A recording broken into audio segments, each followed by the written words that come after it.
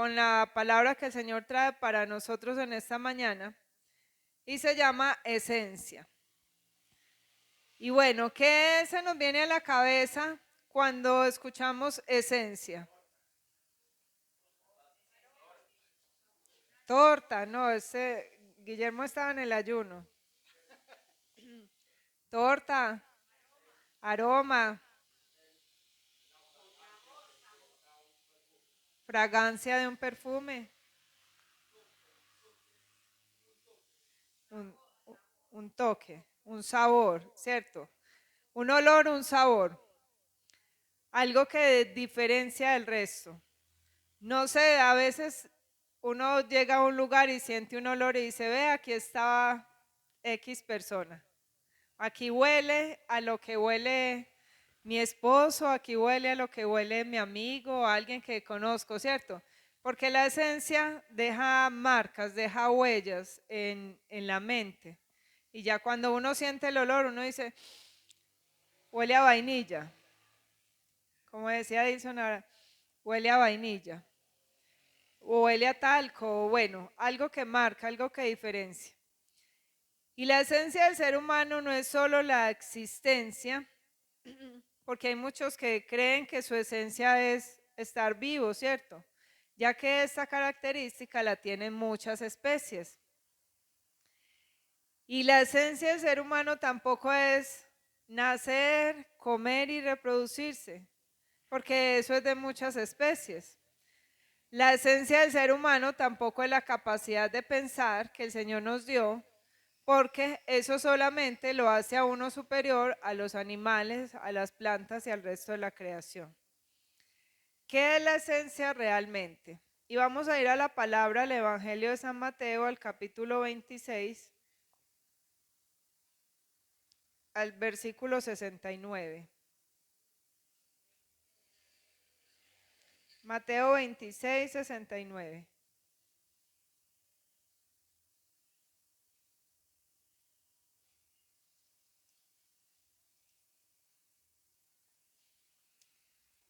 Amén.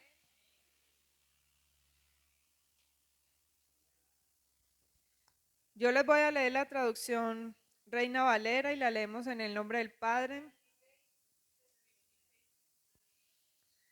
Leemos en el nombre del Padre, del Hijo y con la unción de su Santo Espíritu. Pedro niega a Jesús.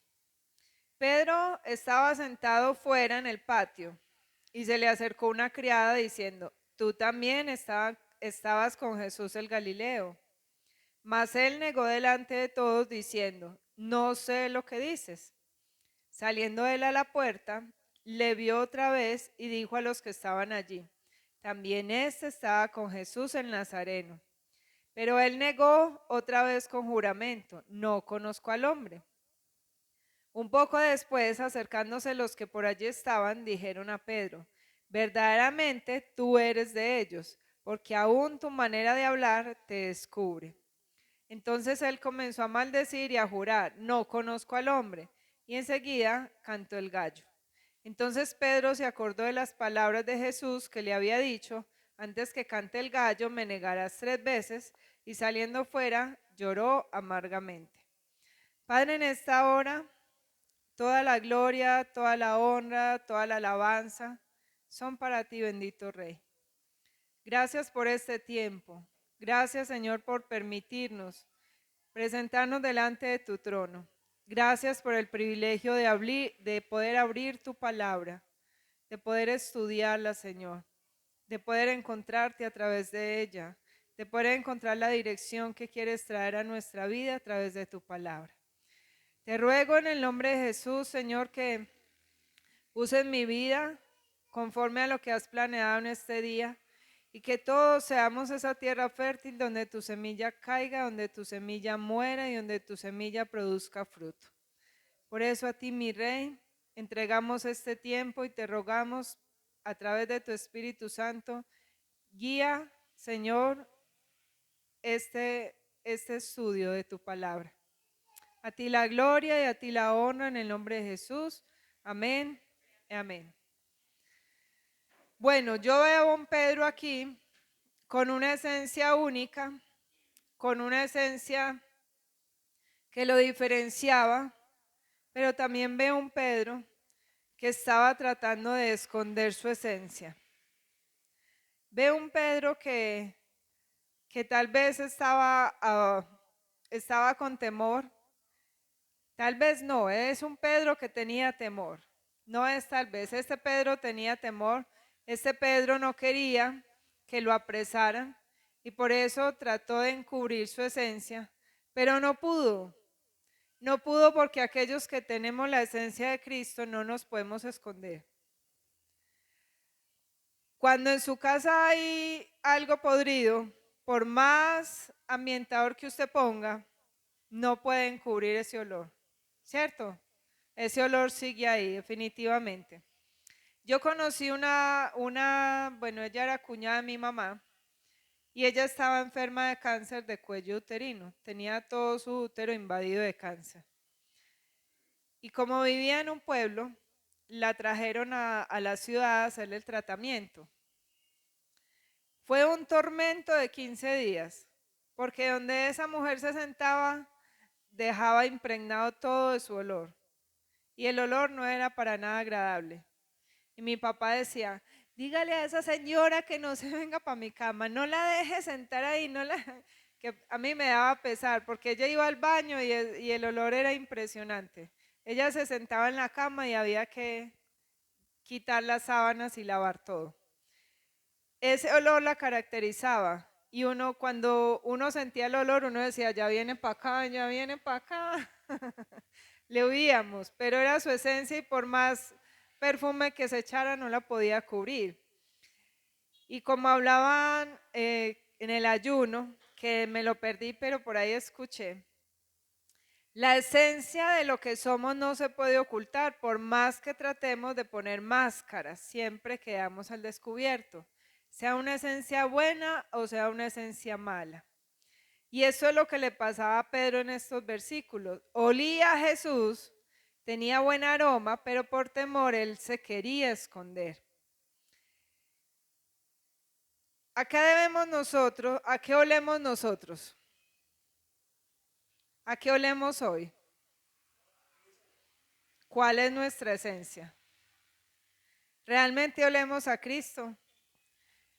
Y yo le decía al Señor cuando me hablaba en esta palabra, es fácil decir yo huelo a Cristo. Es fácil decir yo estoy bien, pero realmente yo estoy bien. Realmente yo huelo a Cristo. ¿Pueden los de afuera percibir nuestro olor a Cristo?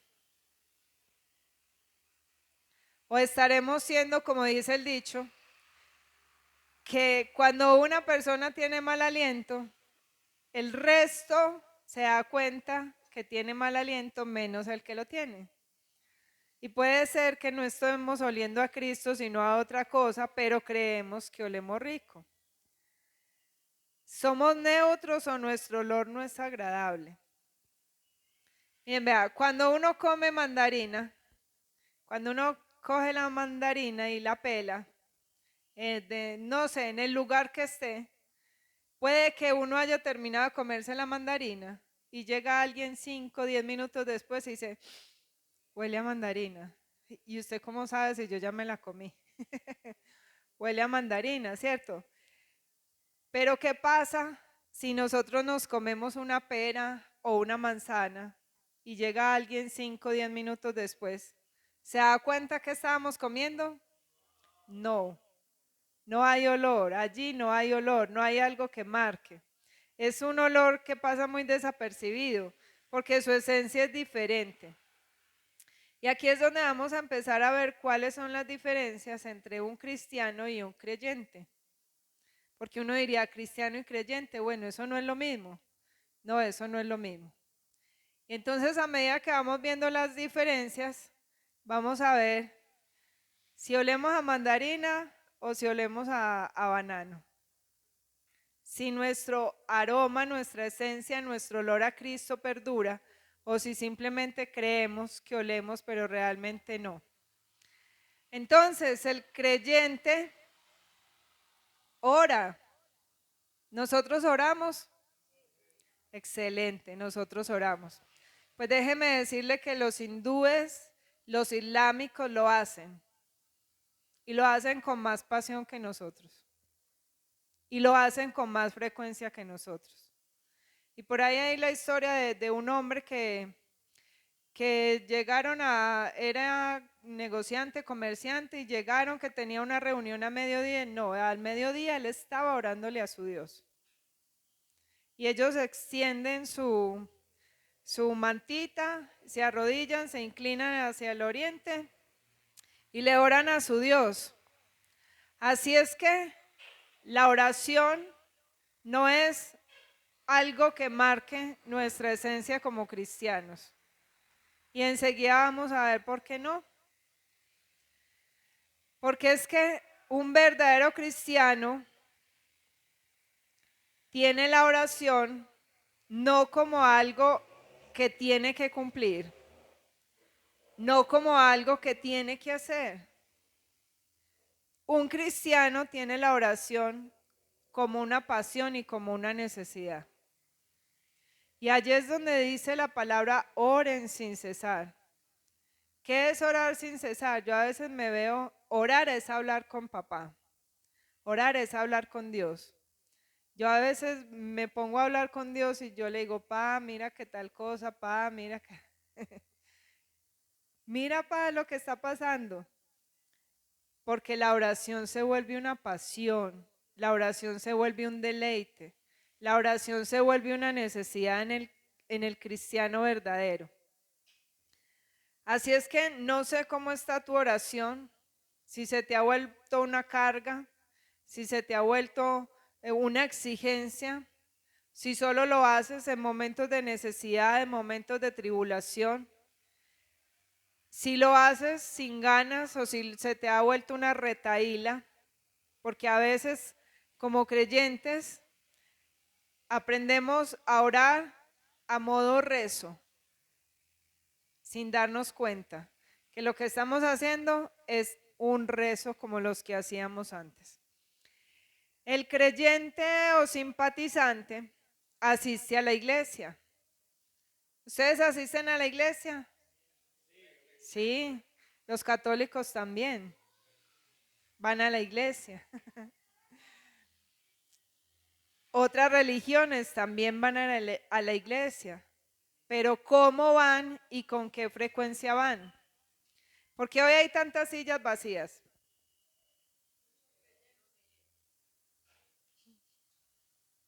Mucho creyente. Hay situaciones, hay momentos en los que no se puede ir a la iglesia, sí, son válidos. Pero, ¿cuál es mi motivación para ir cada 8 días al culto? Se me ha vuelto costumbre. ¿Por qué voy yo a la iglesia cada 8 días? ¿Por qué voy? ¿A qué voy? Y es lo que yo me tengo que empezar a analizar con el Señor. ¿A qué voy yo a la iglesia cada 8 días? Si cuando éramos católicos, no sé qué religión fuimos antes, íbamos a la iglesia, pero íbamos por costumbre. Yo iba obligada. Y cuando conocí a mi esposo ya no iba obligada, ya me escondía, me iba a comer arepa chocolo con él y bueno, no íbamos a misa, que les hemos contado que no íbamos a misa. Y yo veo tristemente que muchos creyentes están asistiendo a los cultos así como yo iba a misa, a cumplir, a que me vieran, a que el pastor no molestara y no empezara a preguntar. No sé cuál era la motivación para ir a la iglesia. Bueno, el creyente es una buena persona, ¿cierto? Si no, el creyente ya no roba, el creyente ya no mata, el que viene a la iglesia ya es una buena persona. Qué bueno. Muchas religiones también exigen que sean buenas personas. ¿Como quiénes? Los confucionistas en China. ¿Cierto? Hay religiones donde usted tiene que mostrar una apariencia de piedad para poder decir que pertenece a esa religión. para poder encajar dentro de las normas de una religión. El creyente cumple los deberes para con Dios y con los demás. Ustedes y yo cumplimos los deberes para con Dios y con los hermanos.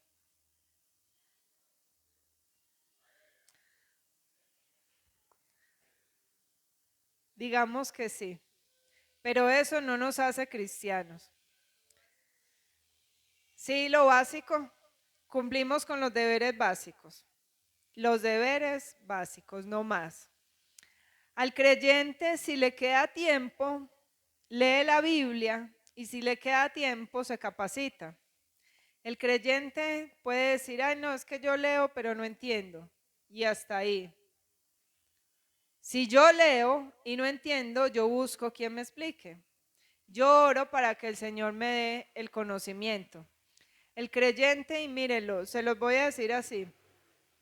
Hay gente que es usada por el Señor, que el Señor le ha dado dones, que el Señor le ha dado talentos y que el Señor los usa, pero son creyentes, porque no quieren estudiar la palabra, porque no quieren ir a la Biblia, porque se creen autosuficientes con lo que el Señor les dio. El creyente va a su ritmo. Espérame, que es que, Señor, tú sabes, tú conoces, Señor, me cuesta esto, me cuesta aquello, pero no, déjeme aquí que ahí voy a mi ritmo. El creyente no quiere compromisos. O sea, servicio en la iglesia no es de pastor como es de canción con los servidores. Hay que estar en la iglesia metido, hay que servir, hay que ayudar. No, yo no quiero compromisos. ¿Compromisos con Dios? No. ¿Quién dijo? No quiere compromisos. El creyente cumple con el tiempo del culto y se siente satisfecho con eso. O sea, yo fui el domingo a la iglesia, yo fui el miércoles a la iglesia y ya. Con eso llené el área espiritual. Pero si le preguntas, te dice que es cristiano. El creyente solamente le canta a Dios en la iglesia. Y eso sí es que se sabe las canciones. Porque el resto no escucha sino la que está de moda, Arely Senao, Jason Uribe, el reggaetón, la salsa con arroz, no mentiras.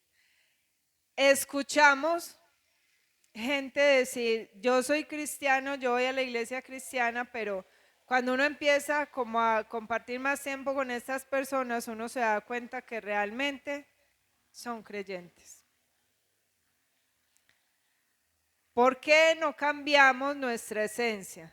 El pastor iniciaba leyendo el texto en Timoteo, donde Pablo decía, yo era perseguidor. ¿Yo era qué? Mentiroso, blasfemo, yo era. Ahora no soy.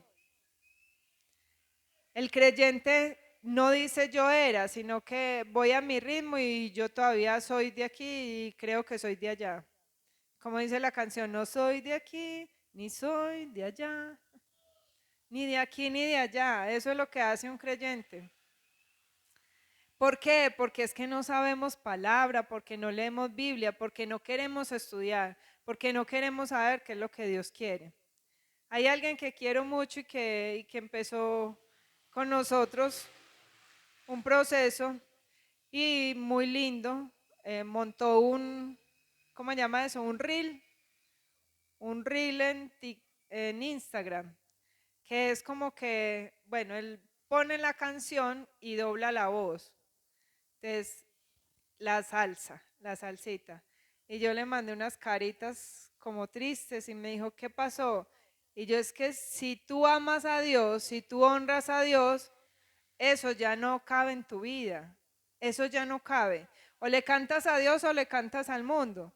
Porque hay muchos que se saben todas las canciones del mundo y una palabra, dos palabras y ya están cantándole la canción.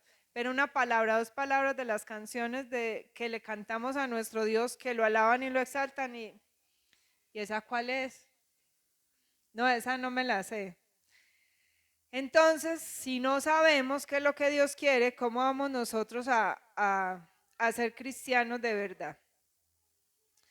El creyente o simpatizante, cuando se ven dificultades, reniega. ¿Qué hace un creyente? En medio de la dificultad se aleja. Se aleja de la congregación, empieza a cuestionar a Dios y empieza a buscar culpables en todos lados. Y el creyente no se ha dado la tarea de conocer a su padre. O sea, un creyente no tiene identidad de padre, no tiene identidad con el Señor. ¿Por qué? ¿Será que Dios no quiere? ¿Será que Dios no quiere tener una relación con todo aquel que se acerca a Él? ¿O será que somos nosotros los que nos come la pereza, el conformismo? Nos come el, así estoy bien, déjenme así. No, el creyente no quiere conocer a su Padre, se conforma con llamar a Dios Dios, pero no quiere realmente conocerle como Padre.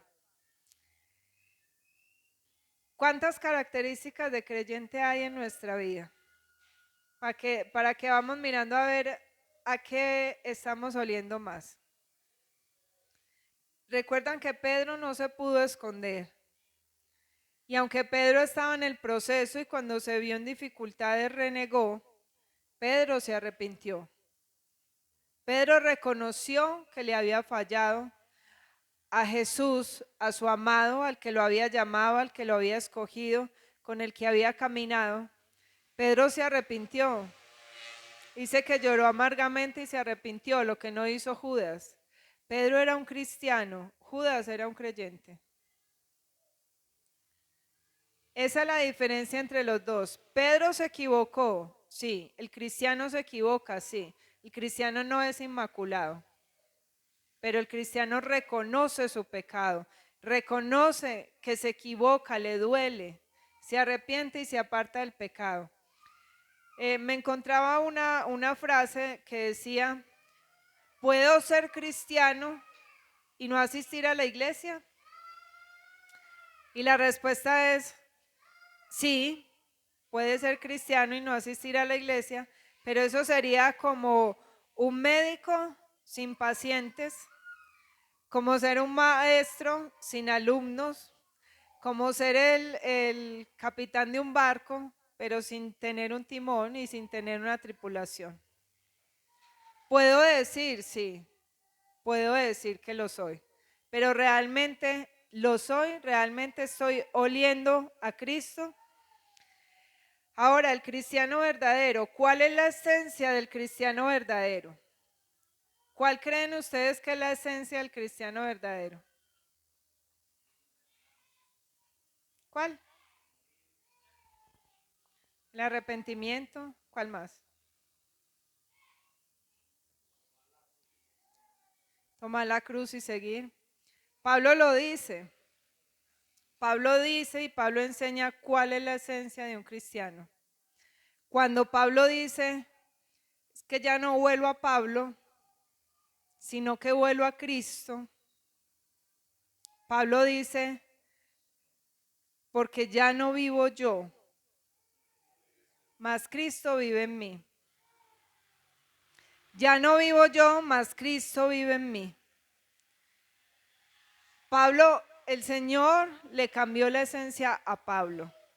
Fue como si Pablo venía contenido en un frasquito y ese frasquito era agua podrida. El Señor botó lo que había en ese frasquito y lo llenó de una rica y deliciosa esencia. Esa es la esencia del cristiano. ¿Cuál es la esencia del cristiano? Cristo. No es otra. El resto son ingredientes que forman la esencia. El arrepentimiento, el negarse a uno mismo, el tomar su cruz. La suma de todo esto va formando la esencia que es Cristo mismo en el verdadero cristiano. Y como les decía, el verdadero cristiano entiende que orar no es un compromiso, sino que es un deleite y se convierte en una pasión. Vamos a orar, ¿no? ¿Yo qué voy a decir? No, vamos a orar, vamos a darle gracias a Dios. Si no sabemos orar, vamos a la Biblia, a los salmos. En los salmos aprendemos cómo deleitarnos en el Señor. En los salmos sabemos cómo acercarnos en momentos de dificultad, en momentos donde nos está doliendo. El Salmo 18 dice, en mi angustia yo clamé al Señor y Él me oyó y mi clamor llegó delante de su trono, a su oído. Y Él no me dejó. Esa es nuestra convicción de cristianos, que el Señor nos escucha en todo tiempo. Amén. El cristiano verdadero lee la Biblia. ¿Para qué? ¿Para qué leemos la Biblia nosotros? Para seguirlo. ¿Para qué leemos la Biblia? Para alimentarnos.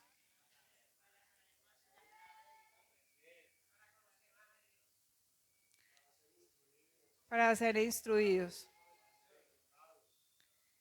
Leemos la Biblia cuando tenemos la esencia de cristiano porque necesitamos escuchar a nuestro papá. ¿Qué hijo hay que se sienta ahí bla bla bla bla bla bla bla bla bla bla bla bla bla hablar con su papá? Y cuando el papá le va a hablar sale volado. Eso no es entablar una relación. El verdadero cristiano lee la Biblia porque necesita escuchar a papá. Necesita escuchar la orientación de papá. Necesita escuchar la exhortación. Necesita escuchar el consuelo. Muchos leen la Biblia para llenarse de conocimiento y salir a explicar y salir a, mejor dicho, a cachetear al que no sabe. Muchos leen la Biblia para creerse los que están muy llenos de sabiduría, pero pocos leen la Biblia para sentarse a escuchar a papá. Y allí es donde hay un montón de conocimiento, pero ¿cómo conecta uno la mente al corazón? Deleitándose en el Señor. Para el cristiano verdadero el tiempo del culto es un deleite, porque allí encuentra a Dios a través de sus hermanos. Y lo decía la hermana Melissa ahora en el testimonio que contaba. Y ella decía, no, es el Señor a través de, es el Señor a través de. Y aquí el Señor no tiene a los pastores solamente como instrumentos. Aquí el Señor nos tiene a todos nosotros, los que le hemos creído y los que hemos creído en Él como instrumentos. Amén. Hoy en el seminario vamos a terminar de ver, porque a veces no somos esos instrumentos que Dios quiere. Ay Dios, el cristiano verdadero se apasiona por compartir el evangelio. ¿Qué le pasó a Pedro después de que Cristo resucitó? Sacó su esencia, su olor a Cristo y no le importó. Aquí se estaba escondiendo. Aquí se estaba escondiendo y estaba tratando de esconder su esencia, pero cuando Cristo resucita y viene el Espíritu Santo, Pedro sale y Pedro dice, si me van a matar, que me maten.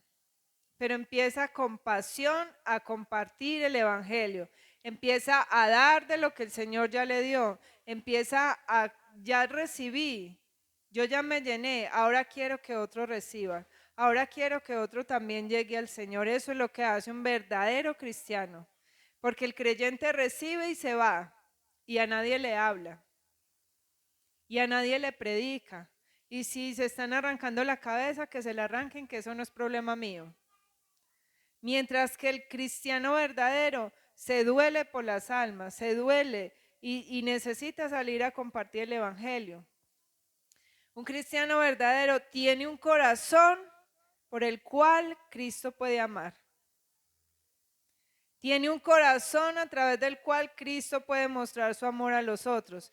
Tiene una voz por la cual Cristo puede hablar. Porque ¿quién va a escuchar afuera la voz del Señor si no entienden la palabra y si nosotros nos quedamos callados? El Señor usa nuestra voz para poder hablar. ¿La voz de quién? Del cristiano. El verdadero cristiano tiene una mano por la cual Cristo puede ayudar. ¿A qué? No sé, a lo que el Señor quiera, a lo que el Señor haya dispuesto. Pero el cristiano tiene una mano a través de la cual Cristo puede ayudar. El cristiano vive en Cristo, vive por Cristo y vive para Cristo. Vive en, vive por y vive para. Sus pensamientos están enfocados en Cristo. Entonces Cristo se convierte en, y aquí es donde quiero que miremos qué es Cristo, quién es Cristo para mí. Cristo es el origen de mi vida, no solo porque Él me creó en el vientre de mi madre, sino que en Él yo empecé a vivir. Antes de Él yo estaba muerto, pero Cristo se convierte en el origen de mi vida, en la esencia de mi vida, en el modelo de mi vida, en el premio de mi vida. La presencia de Cristo es la alegría en mi vida. El amor de Cristo es el poder en mi vida.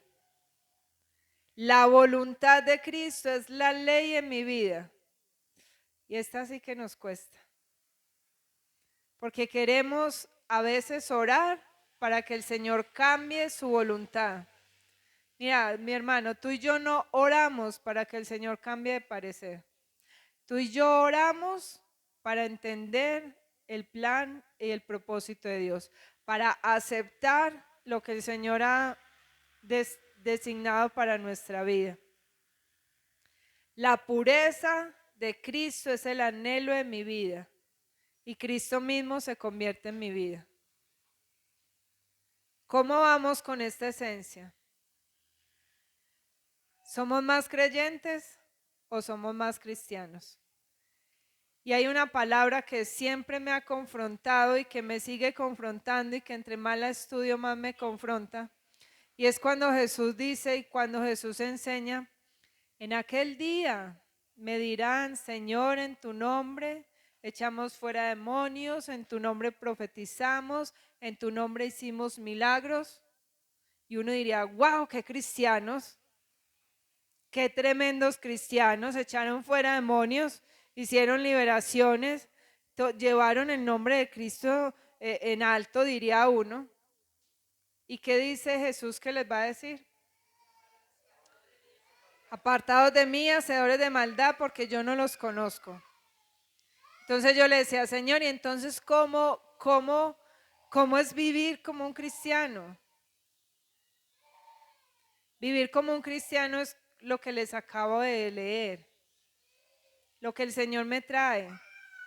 El ser, no solo ser instrumentos,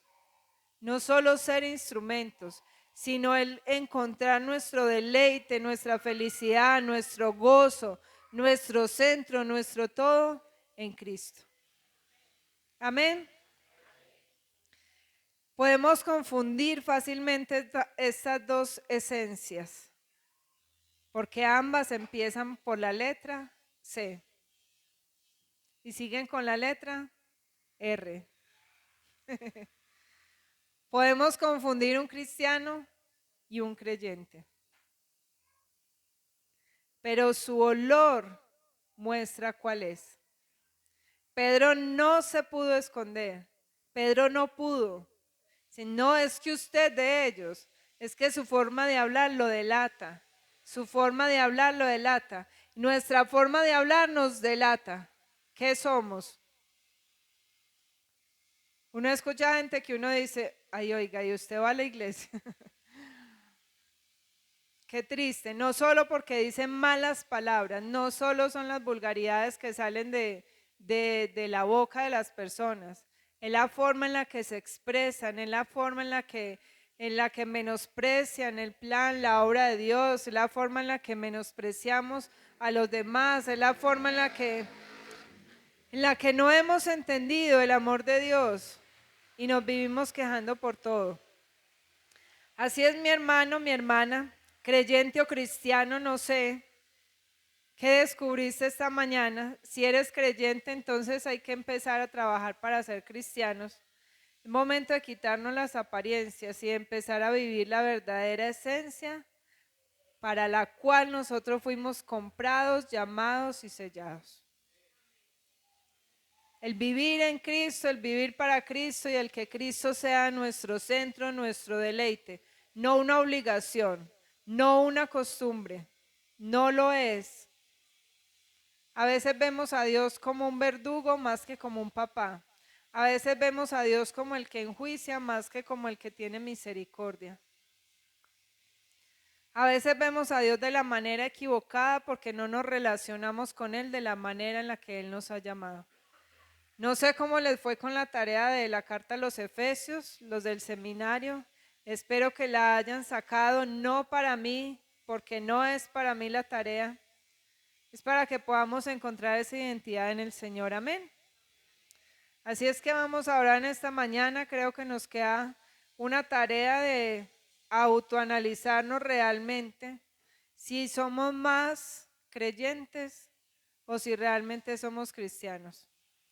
Si hoy nos morimos, porque la muerte es la realidad más latente en nuestra vida, si hoy nos morimos y nos presentamos delante de Jesús, ¿qué nos va a decir el Señor? Yo puedo estar tranquilo de que el Señor no me va a decir apártese de mí, hacedor de maldad, sino que el Señor me va a decir, buen siervo fiel, bienvenido, entra en el gozo de tu Señor.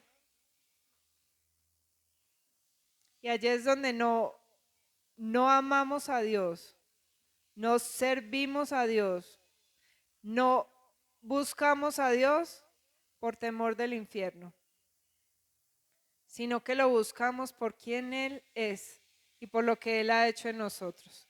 Padre, en esta mañana, Señor, te damos gracias por tu palabra.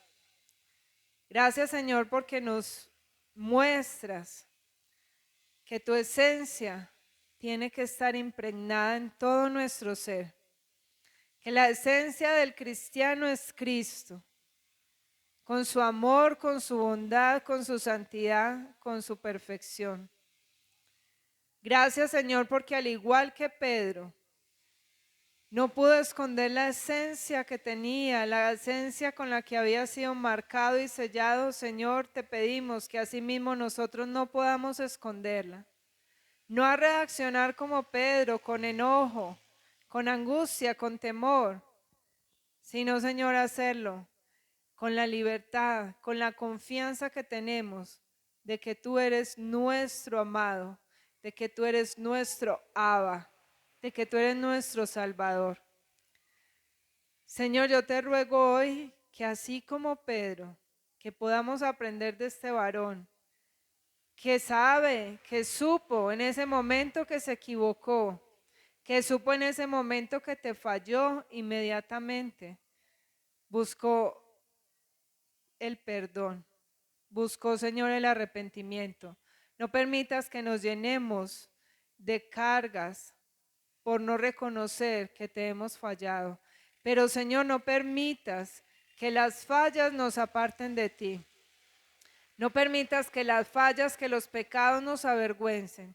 Porque así como el hijo pródigo reconoció y volvió a casa y fue recibido por su padre, asimismo nosotros con nuestra esencia de cristianos podemos reconocer nuestro error y volver delante de ti, sabiendo que tú eres bueno, que tú eres justo y que tú eres fiel, que tú no dejas a tus hijos avergonzados ni caídos, que tú nos levantas, Señor, que tú nos guías, que tú nos instruyes y que tú, Señor, has puesto tu sello en nuestra vida. A ti, mi Rey amado, damos toda la gloria y toda la honra en esta mañana, en el nombre de Jesús. Amén. Amén.